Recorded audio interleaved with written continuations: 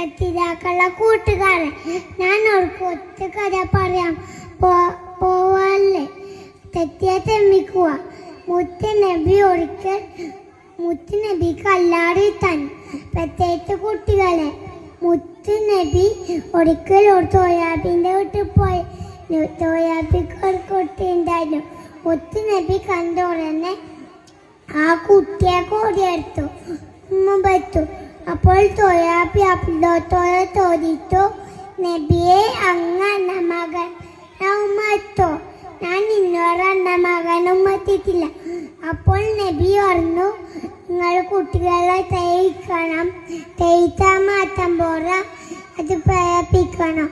കുട്ടികളെ തേയിക്കണം, തലോടണം, അവരോടൊപ്പം കളിക്കുകയും വേണം.